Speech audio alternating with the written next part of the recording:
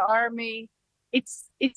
I have to say, it's a strange situation when you think of a country that as a nation underwent such a trauma. And today, these commemorations in Israel are all individual, private initiatives. The government is simply not part of it. The Prime Minister hasn't said a word. Naga, what can you tell me about this idea that these two groups of people, you have the anti-government protesters, you have the Bring My Loved Ones Home protesters, coming together? They are now protesting together. How significant is that? Well, it's significant in terms of the impact they have on the public, and yet the government has made many efforts to really delegitimize them. And the word that's being used is that they're politicized, and as if that diminished their legitimacy as citizens who are asking for redress from the government. So, but it could only be toppled by a parliamentary maneuver. It can't be toppled even by masses, hundreds of thousands of people on the street making demands. So we'll still have to see how this develops. Naga, how is the talks in Cairo, how is that being reported locally? Because I understand there is something, I don't know whether it's promising, but certainly it's been picked up that the Israeli delegation that has headed to Cairo has been given an expanded mandate. What exactly does that mean?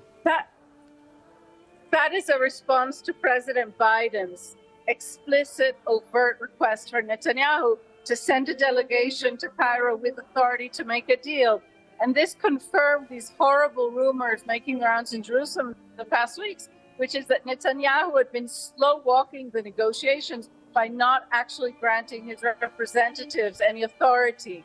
So what we're hearing now is that the government is acquiescing to Biden's request. Some of the people on stage here explicitly said, how can it be that the American president has to defend us from our own prime minister? That was one of the sentences I just heard. What we have to hope, I think, certainly for these families, is that this is more than spin.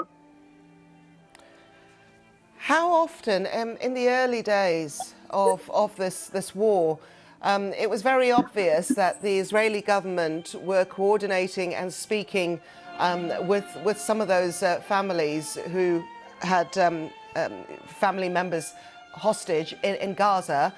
Do we know if that is still taking place? Is the government still looking after them?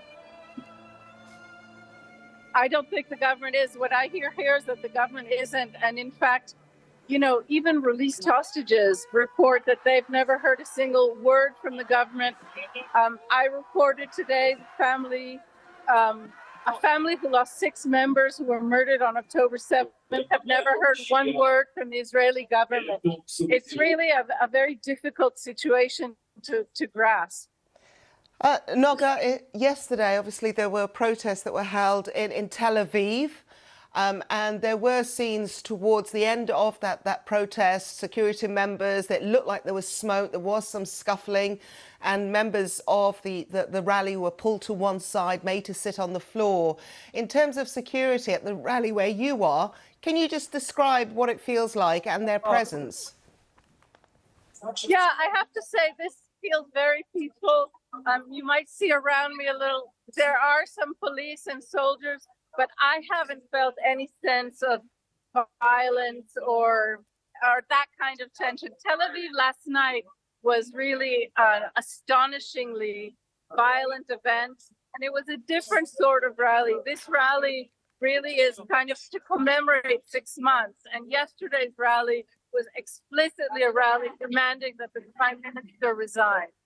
Naga, just to finish, when you look at the pressure that these families are putting on the Prime Minister, and we also see the political pressure, the anti-government pressure that's been put on Benjamin Netanyahu, how would you describe Israeli atmosphere right now, the country? How is it unified? Is it divided?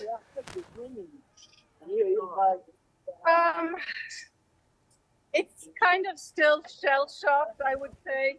it's a very confusing situation as you hear me making efforts to try and transmit it. And it's no less confusing for Israelis themselves to find themselves in a situation in which officially they have a government and yet the government isn't even pretending to represent them.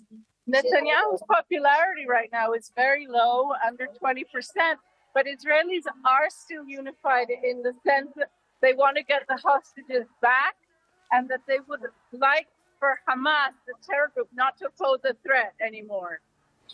Okay, Noga, before I leave you, anything significant you can transmit to us though, of what has been said or what is being said by those on the stage?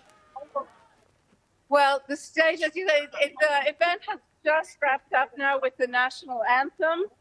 And I think that these just cries of the families who feel completely and totally forsaken is the thing I'm going to take away most. Really, an astonishing sense of people whose loved ones were stolen out of their bedrooms on a Saturday morning 6 months ago and feel that very little, or certainly not enough, has been done to get them back home. There's a sense of unreality still about the whole thing.